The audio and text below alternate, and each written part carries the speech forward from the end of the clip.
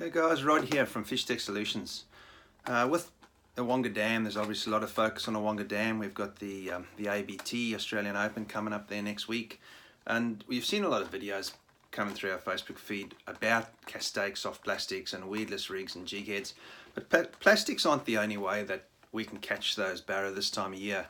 And this time of year is a really good time because a lot of those fish that are sort of pushed into the deeper water in summer, they move into those edges and shallow water, and that not so much get easier to catch, but they're a lot more accessible because they're getting into that water where, you know, they're in sort of 3 foot, 4 foot and less of water, and it just makes them a lot more catchable because they're in there feeding. And one of the lures that I want to highlight to you today, it's a lure from Imakatsu called an Alive Roller 2. The packaging of the lure looks like this. So Imakatsu Gekesha Alive Roller 2. It's a shallow diving lure. It comes in a range of really good colors. You know, the Japanese obviously know what they're doing with regards to color selection. If you have a look at this one, it almost mimics, you know, a live fish. Pretty cool with the finish. Now, straight out of the box, the lure comes with light gauge. I think they're a Daiichi chemically sharpened hook, designed for largemouth bass in Japan. Now, the first thing I do is I change the hooks out on the lure. I generally don't mind VMCs, so I just throw a set of VMCs on it. Now, there's a couple of things that makes this lure a really good choice for this time of year.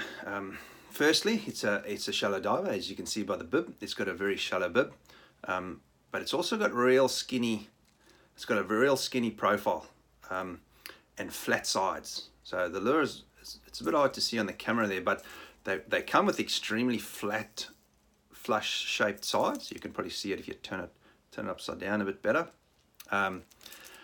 Flush sides, and then it's got this bit of a hook in the top of it.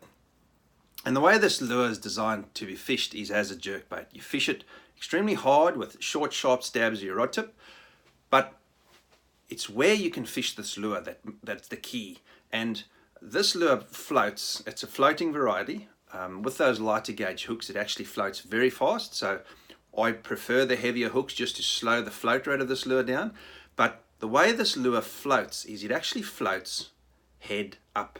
So as soon as you twitch it, it's got an extremely erratic action. Those flat sides put out a lot of flash, a lot of vibration. And then once you pause this, it actually has a tendency to go up, float, head up, and then float to the surface. Most of the bites you get with this lure are on the pause while it's floating head up, just before it breaks the surface. The deal with this lure is you can fish it through and around weed really well because of that. If a lure floats like so, or suspends like so, the very next time you go to jerk it, it goes down again. And if you're fishing it through sparse weed, if you picture sparse weed beds, this lure's coming down, you know, it sort of hits the weed bed and then slowly starts to float. The next time you twitch that lure, it dives straight into that weed again. However, if this lure floats up head first and you twitch it, it actually works over the top of the weed like so.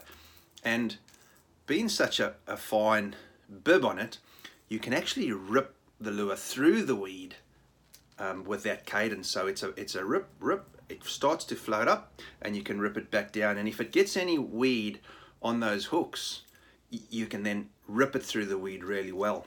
And a lot of bites actually come when you're doing that.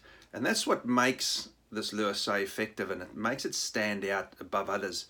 You can still rip it hard. It's pretty hard to blow out, and it's only running in that bottom 2 foot of water, 1.5 to 2 feet. And what we found last year, sort of September, October, and then as the warming trend started into November, is the fish would get up there, you'd cast at them with weedless plastics, you might get a tap or a bump or a boil, and then the fish would almost shut down, or they'd just be sitting in the weed waiting for a bite time or something similar. And when you came through there with an erratic action lure like the Alive Roller, really jerking it through those key areas where those fish were just holding in that weed, you'd get that instinctive aggressive bite, sort of the dog chasing the cat kind of scenario, where that plastic just paddling through that area, or you know, or bouncing through that area, they just watch it go past. With a jerk pause with a live roller, we seem to get a lot more of a reaction bite, even if they just showed themselves. But so that's the basis of this lure. It's 10.5 centimeters. It's actually 10.5 grams as well, but it floats with the head up cadence. So you can rip it through the weed. As soon as you feel that weed, or you start to tap the weed, you can pause it and it'll float up over the top of it, and the next time you rip it, it'll work through. So you'll be able to work the live roller through that weed a lot easier than a lot of other suspend style or lures that float head down. That's the key to that lure.